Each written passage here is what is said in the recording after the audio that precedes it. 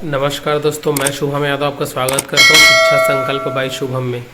दोस्तों, आप सबको मैं कल बताया था कि 25 जुलाई को बीएड का जो रिव्यू पिटीशन है, जो 11 अगस्त का जो फैसला आया था बीएड वर्सेस डीएलएड विवाद मामले में, जिसमें बीएड को जो है पीआरटी से बाहर कर दिया गया था, उसके लिए रिव्यू याचिका दायर की गई थी देवेश शर्मा जी के द्वारा। उसका जो है वो 25 जुलाई को सुनवाई होने वाली है।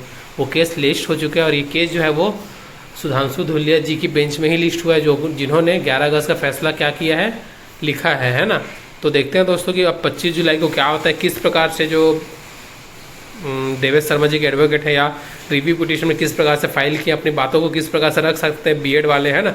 कि जो 18 से 23 के बीच में जो एनसीटी का गजट देख करके उन्होंने बीएड किया कि उसको पात्र कीजिए, या जो ऑनगोइंग प्रोसेस में जो भर्ती प्रक्रिया थी, जैसे कि बिहार का हो गया 7th फेज, है ना, और छत्तीसगढ़ का भर्ती प्रक्रिया हो गया, इस सब में बीएड को शामिल कराने के लिए ये बहुत महत्वपूर्ण सुनवाई हो सकती है।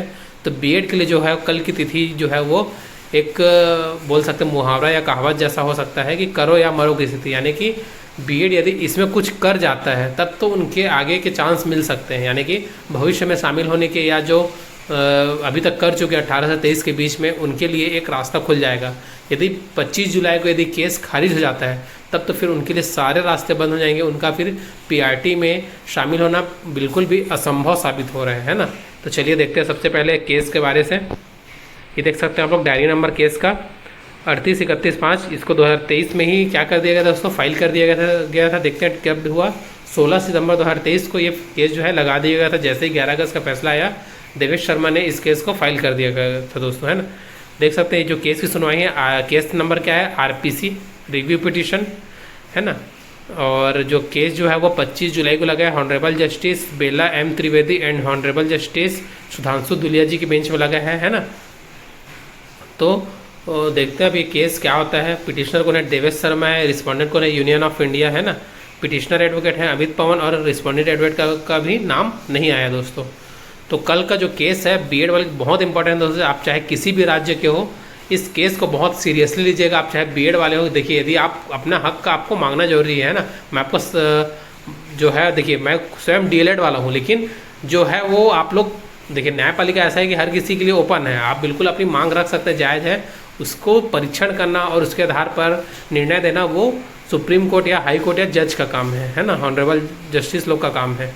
तो आप लोग के पक्ष में यदि आ जाता है तो बिल्कुल अच्छी बात है। आप यदि अपने जो भी नियम के आधार पर या जो भी आप लोग अपना दस्तावेज आधार पर प्रस्तुत कीजिए, और बिल्कुल आप लोग बिल्कुल जी जान लगा दीजिए इस केस पे कि इस केस में कुछ भी हो, है ना। यदि आप कर सकते हैं तो फिर आप लोग के लिए बहुत सारे रास्ते खुल जाएंगे।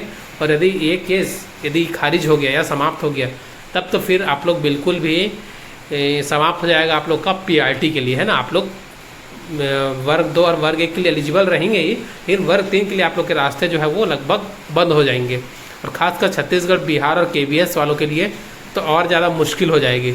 बिहार और केवीएस में तो ये चीज़ केस हो चुका है क्लियर, लेकिन छत्तीसगढ़ में जो केस है अभी अटका हुआ है ना। लास्ट टाइम आप लोगों को पता था कि जब सुनवाई हुआ तो वहाँ जो एडवोकेट थे बीएड, उन्होंने बोला कि रिव्यू पिटीशन लगा हुआ है करके, है ना। तो उन्होंने डेट मांगी इसी के आधार पर। अब चूँकि यदि ये केस को यदि नया डेट मिलता है या कुछ होता है, तब तो 28 अगस्त को जो छत्तीसगढ़ की सुनवाई होने वाले तब तो आप बच सकते हैं। लेकिन यदि ये केस खारिज हो गया तब तो फिर छत्तीसगढ़ के लिए पूरे रास्ते बंद हो जाएंगे। फिर उन्हें जो है अपना जो नौकरी मिल चुका है जिन बीएड वालों को, है ना, आउटगोइंग प्रोसेस के थ्रू, उनके लिए फिर नौकरी से हाथ धोना पड़ जाएगा दोस्तों। तो आप लोग को यही बताना था दोस्तों। तो आप बिल्कुल, आप लोग जितने भी आप लोग के एडवोकेट हैं, बिल्कुल बहुत अच्छे से इस केस को लड़िए और अपना जो है इस केस को अपने पक्ष में लेकर आइए दोस्तों, है ना। इसी प्रकार का अपडेट पाने के लिए चैनल को सब्सक्राइब कर लीजिए, और वीडियो को आप लोग से रिक्वेस्ट है दोस्तों ज़्यादा से ज़्यादा शेयर कीजिए।